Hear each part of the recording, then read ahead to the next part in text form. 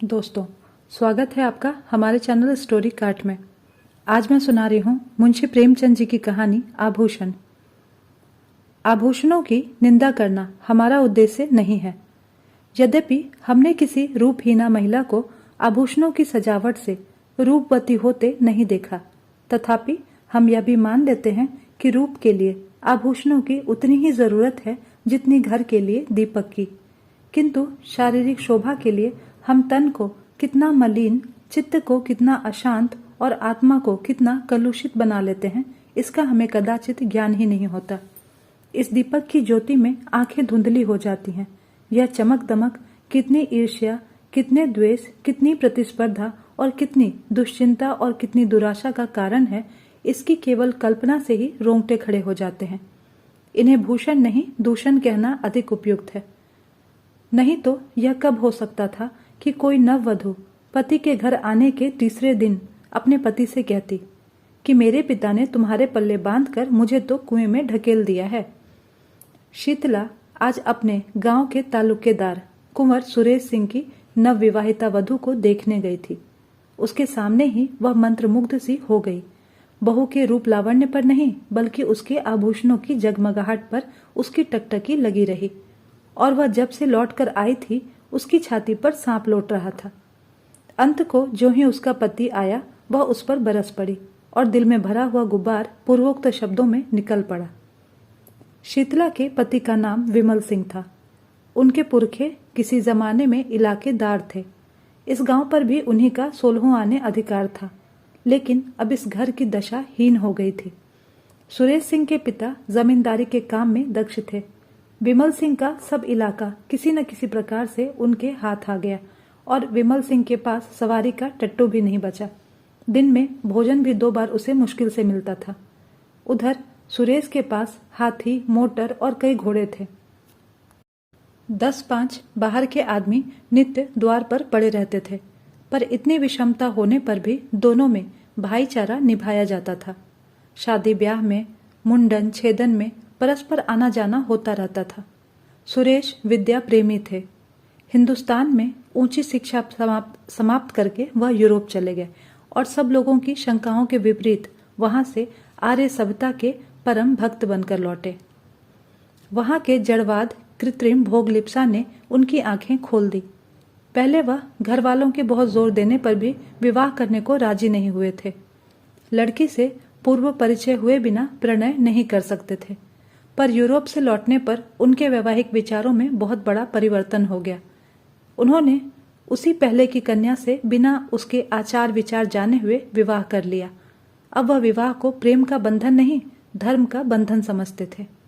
उसी सौभाग्यवती वधु को देखने के लिए आज शीतला अपने सास के साथ सुरेश के घर आई थी।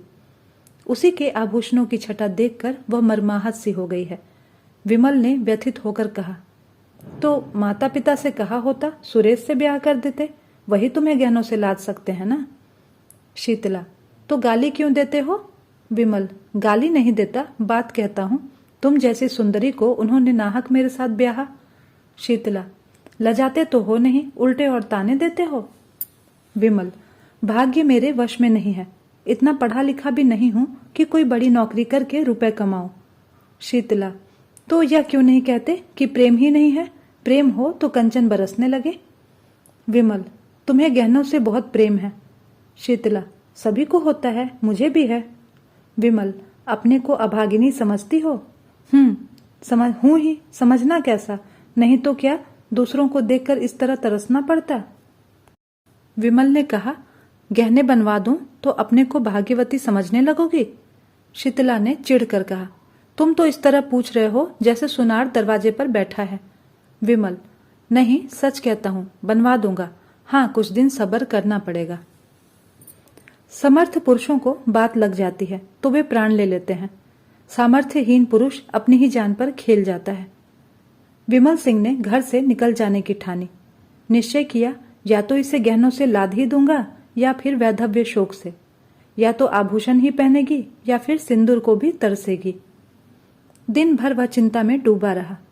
शीतला को उसने प्रेम से संतुष्ट करना चाहा था। आज अनुभव हुआ कि नारी का हृदय प्रेम पास से नहीं बनता, कंचन के पास से ही बन सकता है। पहर रात जाते जाते वह घर से निकल पड़ा, फिर पीछे मुड़कर ना देखा।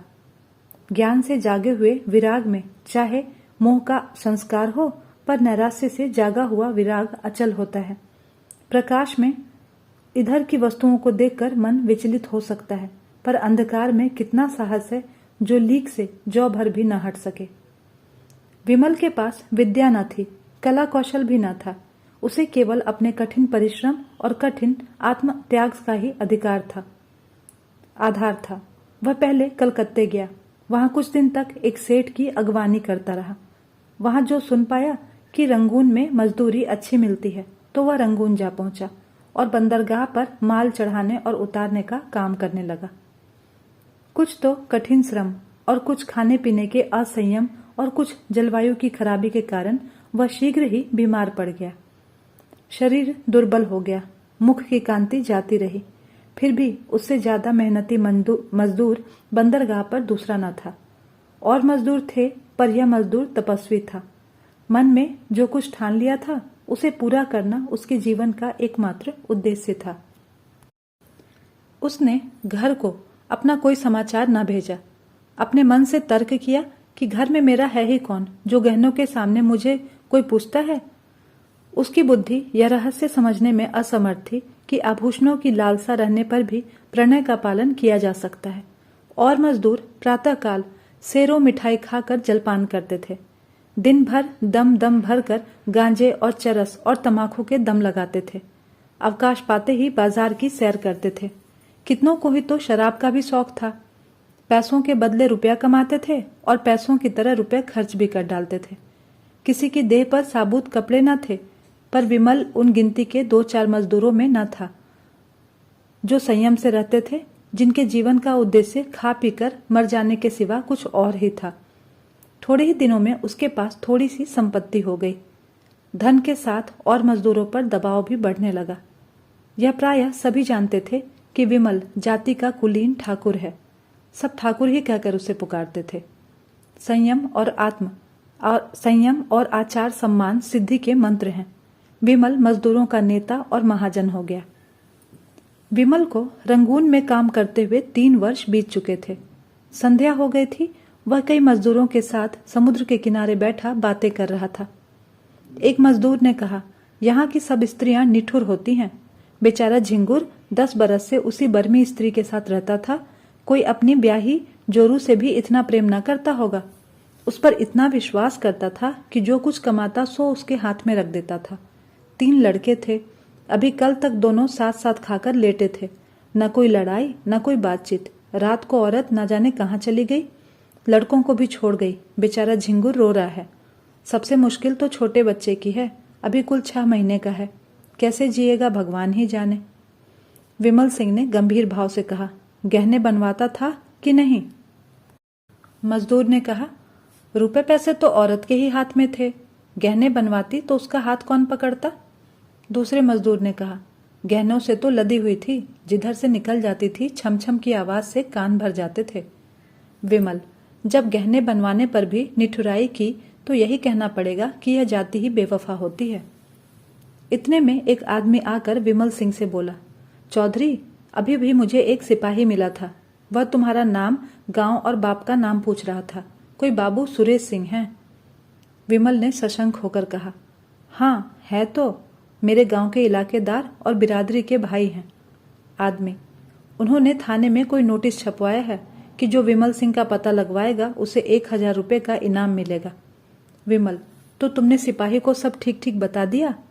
आदमी, चौधरी, मैं कोई गंवार हूँ क्या? मैं तो समझ ही गया कि दाल में कुछ काला है, नहीं तो कोई इतने रुपए क्यों खर्च करता। मैंने कह दिया कि उसका नाम विमल सिंह नहीं जसोदा पांडे है। बाप का नाम सुक्खू बताया और घर जिला झांसी में। पूछने लगा कि यहाँ कितने दिनों से रहता है, तो मैंने कहा कि कोई 10 साल से। तब कुछ सोचकर चला गया।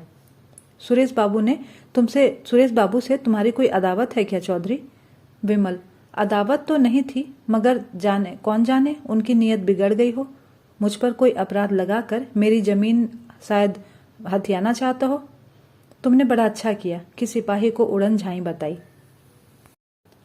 आदमी, मुझसे कहता था कि ठीक ठीक बता दो तो 50 रुपए तुम्हें भी दिला दूं। मैंने सोचा आप तो 1000 की गठरी मारेगा और मुझे 50 रुपए देने को कहता है, इसीलिए फटकार दे दी। एक दूसरा मजदूर, मगर जो 200 रुपए देने को कहता तो तुम ठीक ठीक सब नाम ठिकाना बता देते, क्यों लालची कहीं के। आदमी लज्जित होकर, 200 नहीं 2000 भी देता तो भी ना बताता। मुझे कोई ऐसा विश्वासघात करने वाला मत समझो, जब जी चाहे आजमा लेना। मजदूरों में यूं वाद विवाद होता ही रहा और विमल आकर अपनी कोठरी में लेट गया। वह सोचने लगा कि अब क्या करूं। जब सुरेश जैसे सज्जन की नीयत बदल गई हो तो अब किसका भरोसा करूं। अब तो बिना घर गए काम नहीं चलेगा। कुछ दिन और ना गया तो फिर कहीं का ना रहूंगा। 2 साल और रह जाता तो पास में पूरे 5000 रुपए हो जाते। शीतला की इच्छा भी कुछ पूरी हो जाती। अभी तो सब मिलाकर 3000 रुपए ही होंगे। इतने में उसकी अभिलाषा पूरी ना होगी। खैर अभी चलूं, 6 महीने में फिर लौट आऊंगा। अपनी जायदाद तो बच जाएगी। नहीं, 6 महीने तक रहने का और क्या फायदा। आने जाने में 1 महीना लग जाएगा। घर में 15 दिन से ज्यादा ना रहूंगा। वहां कौन पूछता है आऊं या ना आऊं, जीऊं या मरूं, वहां तो बस गहनों से प्रेम है। इस तरह मन में निश्चय करके वह दूसरे दिन रंगून से चल पड़ा। संसार कहता है कि गुण के सामने रूप की कोई हस्ती नहीं। हमारे नीति शास्त्र के आचार्यों का भी यही कथन है, पर वास्तव में यह कितना भ्रम मूलक है। कुंवर सुरेश सिंह की नववधु मंगला कुमारी गृह कार्य में निपुण, पति के इशारे पर प्राण देने वाली, अत्यंत विचारशीला, मधुर भाषिणी और धर्मभीरू स्त्री थी, पर सौंदर्य विहीन होने के कारण पति की आंखों में कांटे के समान खटकती थी। सुरेश सिंह बात बात पर उस पर झुंझलाते और घड़ी भर में पश्चाताप के वशीभूत होकर उससे क्षमा मांगते, किंतु दूसरे ही दिन फिर वही कुत्सित व्यापार शुरू हो जाता। विपत्ति यह थी कि उनके आचरण अन्य रईसों की भांति भ्रष्ट न थे। वह दाम्पत्य जीवन में ही आनंद, सुख, शांति, विश्वास, प्रायः सभी ऐहिक और परमार्थिक उद्देश्य पूरा करना चाहते थे और दाम्पत्य सुख से वंचित होकर उन्हें अपना समस्त जीवन नीरस, स्वाधीन और कुंठित जान पड़ता था। फल यह हुआ कि मंगला को अपने ऊपर विश्वास न रहा। वह अपने मन से कोई काम करते हुए डरती कि स्वामी नाराज होंगे। स्वामी को खुश रखने के लिए अपनी भूलों को छिपाती, बहाने ढूंढा करती, झूठ बोलती, नौकरों को अपराध लगाकर आत्मरक्षा करना चाहती। पति को प्रसन्न रखने के लिए उसने अपने गुणों की, अपनी आत्मा की अवहेलना की, पर उठने के बदले वह पति की नजरों में गिरती ही चली गई। नित्य नए श्रृंगार करती, पर लक्ष्य से दूर हो जाती थी। पति की एक मधुर मुस्कान के लिए, उनके अधरों के एक मीठे शब्द के लिए उसका प्यासा हृदय तड़प तड़प कर रह जाता था। लावण्य विहीन स्त्री वह भिक्षुक नहीं है जो चंगुल भर आटे से संतुष्ट हो जाए। वह भी पति का संपूर्ण अखंड प्रेम चाहती है, और कदाचित सुंदरियों से अधिक, क्योंकि वह इसके लिए असाधारण प्रयत्न और अनुष्ठान करती है। मंगला इस प्रयत्न में निष्फल होकर और भी संतप्त होती जाती थी। धीरे धीरे पति पर से उसकी श्रद्धा उठने लगी। उसने तर्क किया कि ऐसे क्रूर, हृदय शून्य, कल्पनाहीन मनुष्य से मैं भी उसी का सा व्यवहार करूंगी। जो पुरुष रूप का भक्त है वह प्रेम भक्ति के योग्य नहीं। इस प्रत्याघात ने समस्या और भी जटिल कर दी। मगर मंगला की केवल उसकी रूपहीनता का ही रोना न था। शीतला का अनुपम रूप लालित्य भी उसकी कामनाओं का बाधक था, बल्कि यह उसकी आशालताओं पर पड़ने वाला तुषार था। मंगला सुंदरी न सही, पर पति पर जान देती थी। जो अपने को चाहे उससे हम विमुख नहीं रह सकते। प्रेम की शक्ति अपार है, पर शीतला की मूर्ति सुरेश के हृदय द्वार पर बैठी हुई मंगला को अंदर न जाने देती थी, चाहे वह कितना ही वेश बदल कर आए। सुरेश इस मूर्ति को हटाने की चेष्टा करते थे, उसे बलात् निकाल देना चाहते थे, किंतु सौंदर्य का अधिपत्य धन के अधिपत्य से कम दुर्निवार नहीं होता। जिस दिन शीतला इस घर में मंगला का मुख देखने आई थी, उसी दिन सुरेश की आंखों ने उसकी मनोहर छवि की एक झलक देख ली थी। वह एक झलक मानो एक क्षणिक क्रिया थी, जिसने एक ही धावे में समस्त हृदय राज्य को जीत लिया, उस पर अपना आधिपत्य जमा लिया। सुरेश एकांत में बैठे हुए शीतला के चित्र को मंगला से मिलाते, यह निश्चय करने के लिए कि उनमें क्या अंतर है, एक क्यों मन को खींचती है और दूसरी क्यों उसे दूर हटाती है। पर उसके मन का यह खिंचाव केवल एक चित्रकार या कवि का रसास्वादन मात्र था। वह पवित्र और वासनाओं से रहित था। वह मूर्ति केवल उसके मनोरंजन की सामग्री मात्र थी। यह अपने मन को बहुत समझाते, संकल्प करते कि अब मंगला को प्रसन्न रखूंगा। यदि वह सुंदर नहीं है तो उसका क्या दोष, पर उनका यह सब प्रयास मंगला के सम्मुख जाते ही विफल हो जाता था। वह बड़ी सूक्ष्म दृष्टि से मंगला के मन के बदलते हुए भावों को देखते थे, पर एक पक्षाघात पीड़ित मनुष्य की भांति घी के घड़े को लुढ़कते हुए देखकर भी रोकने का कोई उपाय न कर सकते थे। परिणाम क्या होगा यह सोचने का उन्हें साहस ही न होता था। पर जब मंगला ने अंत को बात बात में उनकी तीव्र आलोचना करना शुरू कर दिया तो वह उससे उच्च श्रृंखलता का व्यवहार करने लगी, तो उसके प्रति उनका वह सौहार्द भी विलुप्त हो गया। घर में आना जाना ही छोड़ दिया। एक दिन संध्या के समय बड़ी गर्मी थी। पंखा झलने से आग और भी दहकती थी। कोई सैर करने बगीचे में भी नहीं जाता था। पसीने की भांति शरीर से सारी स्फूर्ति बह गई थी। जो जहां था वहीं मुर्दा सा पड़ा था। आग से सेके हुए मृदंग की भांति लोगों के स्वर कर्कश हो गए थे। साधारण बातचीत में भी लोग उत्तेजित हो जाते थे, जैसे साधारण संघर्षण से वन के वृक्ष जल उठते हैं। सुरेश सिंह कभी 4 कदम टहलते थे और फिर हाँफ कर बैठ जाते थे। नौकरों पर झुंझला रहे थे कि जल्द जल्द जल का छिड़काव क्यों नहीं करते। सहसा उन्हें अंदर से गाने की आवाज सुनाई दी। चौंके, फिर क्रोध आया। मधुर गान कानों को अप्रिय जान पड़ा।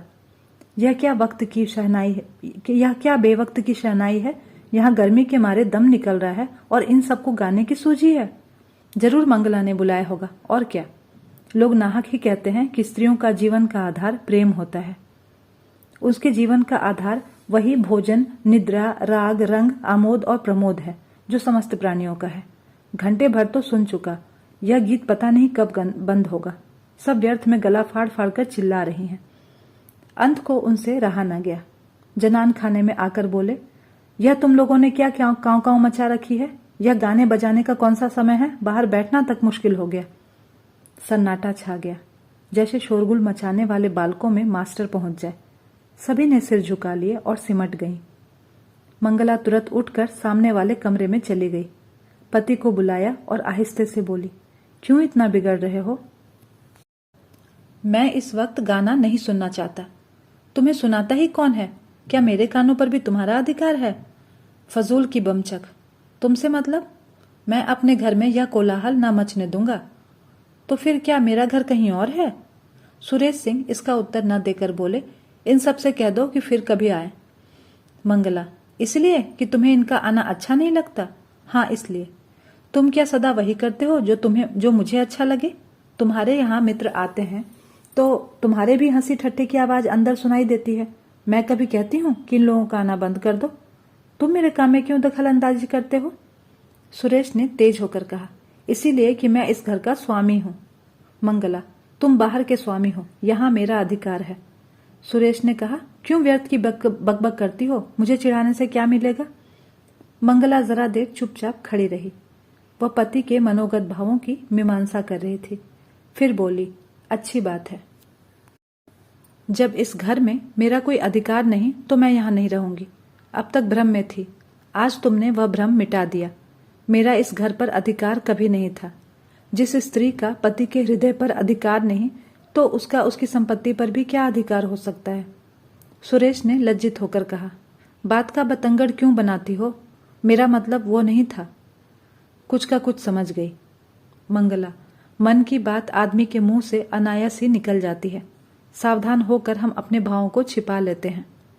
सुरेश को अपनी असज्जनता पर दुख तो हुआ, पर इस भय से कि मैं इसे जितना ही मनाऊंगा उतना ही यह जलीकटी सुनाएगी, उसे वहीं छोड़कर बाहर चले गए। प्रातःकाल ठंडी हवा चल रही थी। सुरेश खुमारी में पड़े हुए स्वप्न देख रहे थे कि मंगला सामने से चली जा रही है। चौंक पड़े। देखा द्वार पर सचमुच मंगला खड़ी है। घर की नौकरानियां आंचल से आंसू पोंछ रही है। कई नौकर आसपास खड़े हैं। सभी की आंखें सजल और मुख उदास हैं, मानो बहू विदा हो रही है। सुरेश समझ गए कि मंगला को कल की बात लग गई, पर उन्होंने उठकर कुछ पूछने की या मनाने की, समझाने की चेष्टा नहीं की। यह मेरा अपमान कर रही है, मेरा सिर नीचा कर रही है। जहां चाहे वहां जाए, मुझे उससे कोई मतलब नहीं। यूं बिना कुछ पूछे गाछे चले जाने का अर्थ है कि मैं इसका कोई नहीं, और तो फिर मैं इसे रोकने वाला कोई नहीं होता। वह यूं ही जड़वत पड़े रहे और मंगला चली गई। उनकी तरफ मुंह उठाकर ताका भी नहीं। मंगला पांव पैदल जा रही थी। एक बड़े ताल्लुकेदार की औरत के लिए यह मामूली बात न थी। हर किसी को हिम्मत नहीं पड़ती थी कि उससे कुछ कहे। पुरुष उसकी राह छोड़कर किनारे हो जाते थे। नारियां द्वार पर खड़ी करुण कौतूहल से देखती थीं और आंखों से कहती थी कि हाय निर्दयी पुरुष, इतना भी ना हो सका कि एक डोला पर तो बिठा देता। इस गांव से निकलकर उस गांव में पहुंची जहां शीतला रहती थी। शीतला भी सुनते ही द्वार पर आकर खड़ी हो गई और मंगला से बोली, बहन जरा आकर दम तो ले लो। मंगला ने अंदर जाकर देखा तो मकान जगह जगह से गिरा हुआ था। दालान में एक वृद्धा खाट पर पड़ी थी। चारों ओर दरिद्रता के चिन्ह दिखाई देते थे। शीतला ने पूछा, यह क्या हुआ? मंगला, जो भाग्य में लिखा था। शीतला, कुंवर जी ने कुछ कहा सुना था? मंगला, मुख से कुछ न कहने पर भी मन की बात छिपी नहीं रहती। शीतला, अरे तो क्या अब यहां तक नौबत आ गई? दुख की अंतिम दशा संकोचहीन होती है। मंगला ने कहा, चाहती तो अब भी पड़ी रहती, उसी घर में जीवन कट जाता, पर जहां प्रेम नहीं, पूछ नहीं, मान नहीं, अब मैं वहां नहीं रह सकती। शीतला, तुम्हारा मैका कहाँ है? मैके कौन मुंह लेकर जाऊंगी? तब कहाँ जाओगी? ईश्वर के दरबार में। पूछूंगी कि तुमने मुझे सुंदरता क्यों नहीं दी, बदसूरत क्यों बनाया। बहन, स्त्री के लिए इससे अधिक दुर्भाग्य की बात नहीं है कि वह रूपहीन हो। शायद पहले जन्म की पिशाचिनियां ही बदसूरत औरतें होती हैं। रूप प्रेम से मिलता है और प्रेम से दुर्लभ कोई वस्तु नहीं है। यह कहकर मंगला उठ खड़ी हुई। शीतला ने उसे रोका भी नहीं। सोचा कि इसे क्या खिलाऊंगी, आज तो चूल्हा जलने की भी कोई आशा नहीं है। उसके जाने के बाद वह देर तक बैठी सोचती रही कि मैं कैसी अभागिन हूं। जिस प्रेम को न पाकर यह बेचारी जीवन को त्याग रही है, उसी प्रेम को मैंने पांव से ठुकरा दिया। इसे जेवर की क्या कमी थी? क्या ये सारे जड़ाऊ जेवर इसे सुखी नहीं रह सके जो इसने पांव से उन्हें ठुकरा दिया? उन्हीं आभूषणों के लिए मैंने अपना सर्वस्व खो दिया। हाय, न जाने वह वहां किस दशा में होंगे। अपनी लालसा को, तृष्णा को वह कितनी ही बार धिक्कार चुकी थी। मंगला की दशा देखकर आज उसे आभूषणों से घृणा हो गई थी। विमल को घर छोड़े 2 साल हो चुके थे। शीतला को अब उनके बारे में भांति भांति की शंकाएं होने लगी थी। आठों पहर उसके चित्त में ग्लानि और क्षोभ की आग सुलगा करती थी। देहात के छोटे मोटे जमींदारों का काम डांट डपट छीन झपट से ही चल जाया करता है। विमल की खेती बेगार में होती थी। उसके जाने के बाद सारे खेत पड़ते रह गए। कोई जोतने वाला ना मिला। इस ख्याल से कि साझे पर भी किसी ने जोता तो बीच में कहीं विमल सिंह आ गए तो साझेदार को अंगूठा दिखा देंगे। असामियों से लगान ना मिला। शीतला ने महाजन से रुपए उधार लेकर किसी तरह काम चलाया। दूसरे वर्ष भी यही कैफियत रही। अब की महाजन ने रुपए नहीं दिए। शीतला के गहनों के सिर गई। दूसरा साल समाप्त होते होते घर की सब लेई पूंजी निकल गई। फाके होने लगे। बूढ़ी सास, छोटा देवर, ननद और आप, 4 प्राणियों का खर्च था। नाते रिश्तेदार भी आते ही रहते थे। उस पर यह नई मुसीबत कि मायके में एक फौजदारी हो गई। पिता और बड़े भाई उसमें फंस गए। 2 छोटे भाई, एक बहन और माता, 4 प्राणी आकर सर पर डट गए। गाड़ी पहले ही मुश्किल से चलती थी, अब जमीन में धंस गई। प्रातःकाल से ही कलह आरंभ हो जाता। समधिन समधिन से, साले बहनोई से गुथ जाते। कभी तो अन्न के अभाव से भोजन ही न बनता और कभी भोजन बनने पर भी गाली गलौज के कारण खाने की नौबत ही नहीं आती। लड़के दूसरों के खेतों में जाकर गन्ने और मटर खाते। बुढ़िया दूसरों के घर जाकर अपना दुखड़ा रोती और ठाकुर सुहाती करती। पुरुष की अनुपस्थिति में स्त्री के मैके वालों का प्राधान्य हो जाता है। इस संग्राम में प्रायः विजय पताका मैके वालों की ही हाथ में रहती है। किसी भांति घर में अनाज आ जाता, पर उसे पीसे कौन? शीतला की माँ कहती कि 4 दिन के लिए आई हूं तो क्या मैं चक्की चलाऊं? सास कहती खाने के बेर तो बिल्ली की तरह लपकेंगी, पीसते क्यों जान निकलती है? विवश होकर शीतला को अकेले ही पिसना पड़ता। भोजन के समय वह महाभारत मचता कि पड़ोस वाले तंग आ जाते। शीतला कभी माँ के पैरों पड़ती और कभी सास के चरण पकड़ती, लेकिन दोनों ही उसे झिड़क देती। माँ कहती कि तूने यहाँ बुलाकर हमारा पानी उतार दिया। सास कहती कि मेरी छाती पर सौत लाकर बिठा दी, अब बातें बनाती है। इस घोर वाद विवाद में शीतला अपना विरह शोक भूल गई। सारी अमंगल शंकाएं इस विरोधाग्नि में शांत हो गई। बस अब यही चिंता थी कि इस दशा से छुटकारा कैसे हो। माँ और सास दोनों का ही यमराज के सिवा और कोई ठिकाना न था, पर यमराज उनका स्वागत करने के लिए बहुत उत्सुक नहीं जान पड़ते थे। सैकड़ों उपाय सोचती, पर उस पथिक की भांति जो दिन भर चलकर भी अपने द्वार पर ही खड़ा होकर उसकी सोचने की शक्ति निश्चल हो गई थी। चारों तरफ निगाहें दौड़ाती, पर कहीं कोई शरण का स्थान नहीं मिलता, कहीं निगाह न जमती। एक दिन वह इसी नैराश्य की अवस्था में द्वार पर खड़ी थी। मुसीबत में, चित्त की उद्विग्नता में, इंतजार में द्वार से हमें प्रेम हो जाता है। सहसा उसने बाबू सुरेश सिंह को सामने से घोड़े पर जाते देखा। उनकी आंखें उसकी ओर फिरी, आंखें मिल गईं। वह झिझक कर पीछे हट गई और किवाड़े बंद कर लिए। कुंवर साहब आगे बढ़ गए। शीतला को खेद हुआ कि उन्होंने मुझे देख लिया। मेरे सिर पर साड़ी फटी हुई थी, चारों तरफ उसमें पैबंद लगे हुए थे। वह अपने मन में ना जाने क्या सोचते होंगे। कुंवर साहब को गांव वालों से विमल सिंह के परिवार के कष्टों की खबर मिली थी। वह गुप्त रूप से उनकी कुछ सहायता करना चाहते थे, पर शीतला को देखते ही संकोच ने उन्हें ऐसा दबाया कि द्वार पर एक क्षण भी न रुक सके। मंगला के गृह त्याग के 3 महीने पीछे आज वह पहली बार घर से निकले थे। मारे शर्म के बाहर बैठना छोड़ दिया था। इसमें संदेह नहीं कि कुंवर साहब मन में शीतला के रूप रस का आस्वादन करते थे। मंगला के जाने के बाद उनके हृदय में एक विचित्र दुष्कामना जाग उठी। क्या किसी उपाय से यह सुंदरी मेरी नहीं हो सकती? विमल का मुद्दत से पता नहीं। बहुत संभव है कि अब वह संसार में न हो, किंतु वह इस दुष्कल्पना को विचार से दबाते रहते थे। शीतला की विपत्ति की कथा सुनकर भी वह उसकी सहायता करते हुए डरते थे। कौन जाने वासना यही वेश धरकर मेरे विचार और विवेक पर कुठारा घात करना चाहती हो। अंत को लालसा की कपट लीला उन्हें भुलावा दे गई। वह शीतला के घर उसका हालचाल पूछने चले गए। मन में तर्क किया कि यह कितना घोर अन्याय है कि एक अबला ऐसे संकट में हो और मैं उसकी बात भी न पूछूं।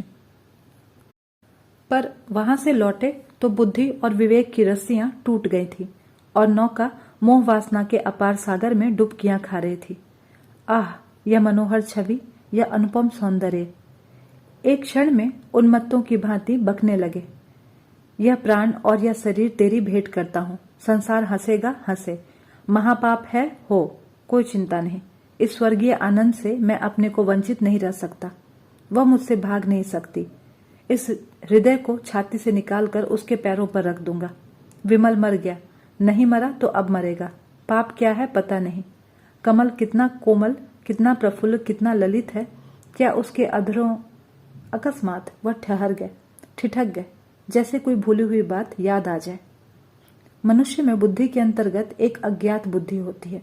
जैसे रण क्षेत्र में हिम्मत हार कर भागने वाले सैनिकों को किसी गुप्त स्थान से आने वाली कुमक संभाल लेती है, वैसे ही इस अज्ञात बुद्धि ने सुरेश को सचेत कर दिया। वह संभल गए। ग्लानि से उनकी आंखें भर आईं। वह कई मिनट तक किसी दंडित कैदी की भांति क्षुब्ध होकर सोचते रहे। फिर विजय ध्वनि से कह उठे, कितना सरल है। इस विकार के हाथी को सिंह से नहीं, चूंटी से मारूंगा। शीतला को एक बार बहन कह देने से यह सारा विकार शांत हो जाएगा। शीतला बहन, मैं तेरा भाई हूं। उसी क्षण उन्होंने शीतला को पत्र लिखा। बहन, तुमने इतने कष्ट झेले पर मुझे खबर ना दी। मैं कोई गैर ना था, मुझे इसका दुख है। खैर, अब ईश्वर ने चाहा तो तुम्हें कोई कष्ट ना होगा। इस पत्र के साथ उन्होंने अनाज और रुपए भेजे। शीतला ने उत्तर दिया, भैया क्षमा करो, जब तक जीऊंगी तुम्हारा यश गाऊंगी। तुमने मेरी डूबती नाव को पार लगा दी। कई महीने बीत गए। संध्या का समय था। शीतला अपनी मैना को चारा चुगा रही थी। उसे सुरेश नेपाल से उसी के वास्ते लाए थे। इतने में सुरेश आकर आंगन में बैठ गए। शीतला ने पूछा, कहाँ से आते हो भैया? गया था जरा थाने, मुझे पता नहीं चला। रंगून में पहले कुछ पता मिला था, बाद को मालूम हुआ कि वह कोई और आदमी है। क्या करूं, इनाम और बढ़ा दूं? शीतला ने कहा। तुम्हारे पास रुपए हैं, फूको, उनकी इच्छा होगी तो आप ही नहीं आ जाएंगे? सुरेश ने कहा। एक बात पूछूं, बताओगी कि किस बात पर तुमसे रूठे थे? कुछ नहीं, मैंने बस यही कहा था कि मुझे गहने बनवा दो। कहने लगे कि मेरे पास क्या है। मैंने कहा कि फिर ब्याह क्यों किया? बस बातों ही बातों में तकरार हो गई और शीतला थोड़ा लजा गई। इतने में शीतला की सास आ गई। सुरेश ने शीतला की माँ और भाइयों को उनके घर पहुंचा दिया था, इसीलिए अब यहाँ शांति थी। सास ने बहू की बातें सुन ली थी। कर्कश स्वर में बोली, बेटा तुमसे क्या पर्दा है? यह महारानी देखने को ही गुलाब की फूल है, अंदर सब कांटे हैं। यह अपने बनाव श्रृंगार के आगे विमल की बात भी नहीं पूछती थी।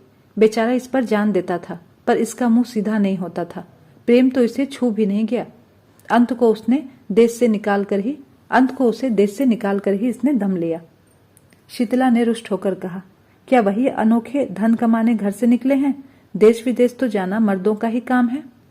सुरेश ने कहा, यूरोप में तो धन भोग के सिवा स्त्री पुरुष में कोई संबंध ही नहीं होता। बहन ने यूरोप में जन्म लिया होता तो हीरे जवाहरात से जगमगाती रहती।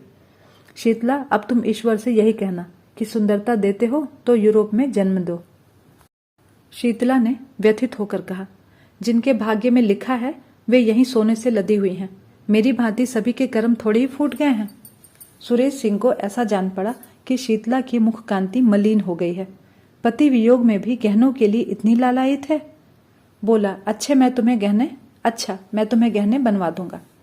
यह वाक्य कुछ अपमान सूचक स्वर में कहा गया था, पर शीतला की आंखें आनंद से सजल हो गईं, कंठ गदगद हो गया और उसके हृदय नेत्रों के सामने मंगला के रत्न जड़ित आभूषणों का एक चित्र खिंच गया। उसने कृतज्ञतापूर्ण दृष्टि से सुरेश को देखा। मुंह से कुछ बोली नहीं, पर उसका प्रत्येक अंग यह कह रहा था कि मैं तुम्हारी हूं। कोयल आम की डालियों पर बैठकर, मछली शीतल निर्मल जल में क्रीड़ा करके और मृग शावक विस्तृत हरियालियों में छलांग भरकर इतने प्रसन्न नहीं होते जितना मंगला के आभूषणों को पहनकर शीतला प्रसन्न हो रही है। उसके पैर जमीन पर नहीं पड़ते। वह दिन भर आईने के सामने खड़ी रहती है, कभी केशों को संवारती है, कभी सुरमा लगाती है। कोहरा फट गया है और निर्मल स्वच्छ चांदनी निकल आई है। वह घर का एक भी तिनका नहीं उठाती। उसके स्वभाव में एक विचित्र गर्व का संचार हो गया है। लेकिन श्रृंगार क्या है? सोई हुई काम वासना को जगाने का घोर नाद, उद्दीपन का मंत्र। शीतला जब नख शिख से सज कर बैठती है तो उसे प्रबल इच्छा होती है कि कोई मुझे देखे। वह द्वार पर आकर खड़ी हो जाती है। गांव की स्त्रियों की प्रशंसा से उसे संतोष नहीं होता। गांव के पुरुषों को वह श्रृंगार रस विहीन समझती है, इसीलिए सुरेश सिंह को बुलाती है। पहले वह दिन में एक बार आ ही जाते थे, पर अब शीतला के बहुत अनुनय विनय करने पर भी नहीं आते। पहर रात गई थी। घरों के दीपक बुझ चुके थे। शीतला के घर में दीपक जल रहा था। उसने कुंवर साहब के बगीचे से बेले के फूल मंगवाए थे और बैठी हार गूंथ रही थी। अपने लिए नहीं, सुरेश के लिए। प्रेम के सिवा एहसान का बदला चुकाने के लिए उसके पास और था ही क्या। एकाएक कुत्तों के भूखने की आवाज सुनाई दी और दम भर में विमल सिंह ने मकान के अंदर कदम रखा। उनके एक हाथ में संदूक था और दूसरे हाथ में एक गठरी। शरीर दुर्बल, कपड़े मैले, दाढ़ी के बाल बढ़े हुए, मुख पीला, जैसे कोई कैदी जेल से निकल कर आया हो। दीपक का प्रकाश देखकर वह शीतला के कमरे की तरफ चले। मैना पिंजड़े में तड़फड़ाने लगी। शीतला ने चौंक कर सिर उठाया, घबराकर बोली, कौन? और फिर पहचान गई। तुरंत फूलों को एक कपड़े से छुपा दिया। उठ खड़ी हुई और सिर झुकाकर पूछा, इतनी जल्दी सूध ली? विमल ने कुछ जवाब न दिया। विस्मित होकर कभी शीतला को देखता और कभी घर को, मानो किसी नए संसार में पहुंच गया हो। यह वह अधखिला फूल न था जिसकी पंखुड़ियां अनुकूल जलवायु न पाकर सिमट गई थी। यह पूर्ण विकसित कुसुम था, ओस के जल कणों से जगमगाता और वायु के झोंकों से लहराता हुआ। विमल उसकी सुंदरता पर पहले भी मुग्ध था, पर यह ज्योति वह अग्नि ज्वाला थी जिसके हृदय में ताप और आंखों में जलन होती थी। ये आभूषण, ये वस्त्र, यह सजावट उसके हृदय में एक चक्कर सा आ गया, जमीन पर बैठ गया। इस सूर्यमुखी के सामने बैठते हुए उसे लज्जा भी आ रही थी। शीतला अभी तक स्तंभित खड़ी थी। वह पानी लाने नहीं दौड़ी और ना ही उसने अपने पति के चरण धोए और ना ही उनको पंखा तक झला। हतबुद्धि सी खड़ी हो गई थी, हतप्रभ सी थी। उसने कल्पनाओं की कैसी सुरम्य वाटिका लगाई थी, उस पर तुषार पड़ गया था। वास्तव में इस मलिन वदन अर्धनग्न पुरुष से उसे घृणा हो रही थी। यह घर का जमींदार विमल न था, वह मजदूर हो गया था। मोटा काम मुखाकृति पर असर डाले बिना नहीं रहती। मजदूर सुंदर वस्त्रों में भी मजदूर ही रहता है। सहसा विमल की मां चौंकी। शीतला के कमरे में आई तो विमल को देखते ही मातृ स्नेह से विवल होकर उसे छाती से लगा लिया। विमल ने उसके चरणों पर सिर रखा। उसकी आंखों से आंसुओं की गरम गरम बूंदें निकल रही थी। मां पुलकित हो रही थी, मुख से बात भी ना निकलती थी। एक क्षण में विमल ने कहा, अम्मा। कंठ ध्वनि ने उसका आशय प्रकट कर दिया था। मां ने प्रश्न समझकर कहा, नहीं बेटा, वह बात नहीं है। यह क्या देखता हूं? स्वभाव ही ऐसा है ना बेटा, तो कोई क्या करे। सुरेश ने मेरा हुलिया क्यों लिखाया था? तुम्हारी खोज लेने के लिए। उसने दया नहीं की होती तो आज घर में किसी को जीता ना पाते। बहुत अच्छा होता। शीतला ने ताने से कहा, अपनी ओर से तो तुमने सबको मार ही डाला था, फूलों के सेज तो बिछाकर गए नहीं थे। विमल ने कहा, अब तो फूलों की सेज ही बिछी हुई देखता हूं। तुम किसी के भाग्य के विधाता नहीं हो। विमल सिंह उठकर क्रोध से कांपता हुआ बोला, अम्मा, मुझे यहां से ले चलो। मैं इस पिशाचनी का मुंह तक नहीं देखना चाहता। मेरी आंखों में खून उतरता चला जाता है। मैंने इस कुल कलंकनी के लिए 3 साल तक जो कठिन तपस्या की है, उससे ईश्वर मिल जाता, पर यह खुश न हो सकी। यह कहकर वह कमरे से निकल आया और मां के कमरे में लेटा रहा। मां ने तुरंत उसका मुंह हाथ धुलाया और चूल्हा जलाकर पूरियां पकाने लगी। साथ साथ घर की विपत्ति कथा भी कहती जाती थी। विमल के हृदय में सुरेश के प्रति जो विरोधाग्नि प्रज्वलित हो रही थी, वह शांत हो गई, लेकिन हृदय दाह ने रक्तदाह का रूप धारण कर लिया। जोर का बुखार चढ़ाया और लंबी यात्रा की थकान और कष्ट तो था ही, बरसों के कठिन श्रम और तप के बाद यह मानसिक संताप और भी दुस्सह हो गया। सारी रात वह अचेत पड़ा रहा। मां बैठी पंखा झलती रही और रोती रही। दूसरे दिन भी वह बेहोश ही पड़ा रहा। शीतला उसके पास एक क्षण के लिए भी नहीं आई। इन्होंने मुझे कौन से सोने के कौर खिला दिए हैं जो इनकी धौंस सहूं? यहाँ तो जैसे कंता घर में रहे वैसे विदेश में, किसी की फूटी कौड़ी नहीं जानती हूँ। बहुत ताप दिखाकर गए थे, क्या लाद लाए। संध्या के समय सुरेश को खबर मिली, तुरंत दौड़े चले आए। आज 2 महीने के बाद उन्होंने इस घर में कदम रखा था। विमल ने आंखें खोली तो पहचान गया। आंखों से आंसू बहने लगे। सुरेश के मुखारविंद पर दया की ज्योति झलक रही थी। विमल ने उसके बारे में जो अनुचित संदेह किया था, उसके लिए वह अपने को धिक्कार रहा था। शीतला ने जो ही सुना कि सुरेश सिंह आए हैं, तुरंत शीशे के सामने पहुंच गई। केस छिटका लिए और विपद की मूर्ति बनी हुई विमल के कमरे में आ गई। कहाँ तो विमल की आंखें बंद थी, मूर्छित सा पड़ा था, पर शीतला के आते ही आंखें खुल गई। आग्नेय नेत्रों से उसकी ओर देखता हुआ बोला, अभी आई है? आज के तीसरे दिन आना, कुंवर साहब से उस दिन भेंट हो जाएगी। शीतला उल्टे पांव चली गई। सुरेश पर घरों पानी पड़ गया। मन में सोचा, कितना रूप लावण्य है, पर कितनी विषाक्त। हृदय की जगह केवल श्रृंगार की लालसा। आतंक बढ़ता गया। सुरेश ने डॉक्टर बुलवाए, पर मृत्युदेव ने किसी की एक न सुनी। उनका हृदय पाषाण है, किसी भी भांति नहीं पसीजता। कोई अपना हृदय निकाल कर रख दे, आंसुओं की नदी बहा दे, पर उन्हें दया नहीं आती। बस वह बसे हुए घर को उजाड़ना जानती है, और उसकी निर्दयता कितनी विनोदमय है। यह नित्य नए रूप बदलते रहते हैं। कभी दामिनी बन जाते हैं और कभी पुण्यमाला, कभी सिंह बन जाते हैं तो कभी सियार, कभी अग्नि के रूप में दिखाई देते हैं तो कभी जल के रूप में। तीसरे दिन पिछली रात को विमल की मानसिक पीड़ा और हृदय ताप का अंत हो गया। चोर दिन को कभी चोरी नहीं करता। यम के दूत प्रायः रात को ही सबकी नजर बचा कर आते हैं और प्राण रत्न चुरा ले जाते हैं। आकाश के फूल मुरझाए हुए थे, वृक्ष समूह स्थिर थे, पर शोक में मग्न सिर झुकाए हुए। रात शोक का बाह्य रूप है, रात मृत्यु का क्रीड़ा क्षेत्र है। उसी समय विमल के घर से आर्तनाद सुनाई दिया, वह नाद जिसे सुनने के लिए मृत्युदेव विकल रहते हैं। शीतला चौंक पड़ी और घबराई हुई सी मरण शैया की ओर चली। उसने मृतदेह पर एक निगाह डाली और भयभीत होकर एक पग पीछे हट गई। उसे जान पड़ा कि विमल सिंह उसकी ओर अत्यंत तीव्र दृष्टि से देख रहे हैं। बुझे हुए दीपक में उसे भयंकर ज्योति दिखाई पड़ी।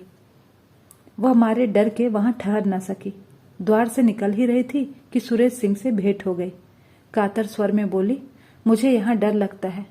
उसने चाहा कि रोती हुई उनके पैरों पर गिर पड़ो, पर वह अलग हट गए। जब किसी पथिक को चलते चलते ज्ञात होता है कि मैं रास्ता भूल गया हूं, तो वह सीधे रास्ते पर आने के लिए बड़े वेग से चलता है। झुंझलाता है कि मैं इतना असावधान क्यों हो गया। सुरेश भी अब शांति मार्ग पर आने के लिए विकल हो गए। मंगला की स्नेहमयी सेवाएं याद आने लगी। हृदय में वास्तविक सौंदर्योपासना का भाव उदय हुआ। उसमें कितना प्रेम, कितनी त्याग और कितनी क्षमा थी। उसकी अतुल पति भक्ति को याद करके कभी कभी वह तड़प उठते। ओह, मैंने घोर अत्याचार किया, ऐसा उज्जवल रत्न का आदर न किया। मैं यूं ही जड़वत रहा और वह मेरे सामने मेरे घर की लक्ष्मी निकल गई। मंगला ने चलते चलते शीतला से जो बातें कही वह उन्हें मालूम थी, पर उसे इन बातों पर विश्वास न होता था। उसे लगता था कि मंगला शांत प्रकृति की थी, वह इतनी उद्दंडता नहीं कर सकती। उसमें क्षमा थी, वह इतना विद्वेष नहीं कर सकती। उसका मन कहता था कि वह जीती है और कुशल से है। उसके मैके वालों को उसने कई पत्र लिखे, पर वहां से व्ययंग और कटु वाक्यों के सिवा और कुछ नहीं आया। अंत में उन्होंने लिखा कि मैं उस रत्न की खोज करने स्वयं जाता हूं, या तो उसे लेकर ही आऊंगा या फिर कहीं मुख में कालिख लगाकर डूब मरूंगा। इस पत्र का जवाब आया, अच्छी बात है, जाइए, पर यहां से होते हुए जाइएगा। यहां से भी कोई आपके साथ चला जाएगा। सुरेश सिंह को इन शब्दों में आशा की एक झलक दिखाई दी। उसी दिन प्रस्थान कर दिया, किसी को साथ नहीं लिया। ससुराल में किसी ने उसका प्रेम में स्वागत नहीं किया। सभी के मुंह फूले हुए थे। ससुर जी ने उन्हें पति धर्म पर एक लंबा उपदेश दिया। रात को जब वह भोजन करके लेटे तो छोटी शाली आकर बैठ गई और मुस्कुराकर बोली, जीजा जी, कोई सुंदरी अपने रूपहीन पुरुष को छोड़ दे, उसका अपमान करे तो उसे क्या कहेंगे? कुटीला। और ऐसे पुरुष को क्या कहेंगे जो अपनी रूपहीन स्त्री को त्याग दे? पशु। और जो पुरुष विद्वान हो? पिशाच। तो साली ने हंसकर कहा, तो मैं तो यहां से भागती हूं, मुझे आपसे डर लगता है। सुरेश ने कहा, पिशाचों का प्रायश्चित भी तो स्वीकार हो जाता है। साली ने कहा, शर्त यह है कि प्रायश्चित सच्चा हो। वह तो अंतर्यामी ही जान सकते हैं। सच्चा होगा तो उसका फल भी अवश्य मिलेगा, मगर दीदी को लेकर ही इधर से लौटिएगा। सुरेश की आशा नौका फिर डगमगाई। गिड़गिड़ाकर बोले, प्रभा, ईश्वर के लिए मुझ पर दया करो। मैं बहुत दुखी हूं। साल भर से ऐसा कोई दिन नहीं आया जो मैं रो कर ना सोया हूं। प्रभा ने उठकर कहा, अपने किए का क्या इलाज पाती हूं, जाकर आराम कीजिए। एक क्षण में मंगला की माता आकर बैठ गई और बोली, बेटा, तुमने बहुत पढ़ा लिखा है, देश विदेश घुमाए हो, सुंदर बनने की कोई दवा नहीं देखी? सुरेश ने विनयपूर्वक कहा, माता जी, अब ईश्वर के लिए मुझे और लज्जित न कीजिए। माता ने कहा, तुमने तो मेरी प्यारी बेटी के प्राण ले लिए, मैं क्या तुम्हें लज्जित करने से भी गई? जो मन में आया वो सुनाऊंगी, तुम भी याद करोगे। मैंने सोचा था कि तुम्हें बहुत सुनाऊंगी, तुम भी सब याद करोगे, लेकिन तुम मेहमान बनकर आए हो, मैं क्या सुनाऊं तुम्हें। जाओ आराम करो। सुरेश आशा और भय की दशा में पड़े करवटें बदलते रहे थे कि एकाएक द्वार पर किसी ने धीरे से कहा, जाते क्यों नहीं? जाते तो हैं। जाती क्यों नहीं? जागते तो हैं। किसी ने जवाब दिया, लाज आती है। सुरेश ने वह आवाज तुरंत पहचान ली। प्यासे को पानी मिल गया। एक क्षण में मंगला उनके सम्मुख आई और सिर झुकाकर खड़ी हो गई। सुरेश को उसके मुख पर एक अनूठी छवि दिखाई दी, जैसे कोई रोगी स्वास्थ्य लाभ कर चुका हो। रूप वही था, पर आंखें नहीं थी।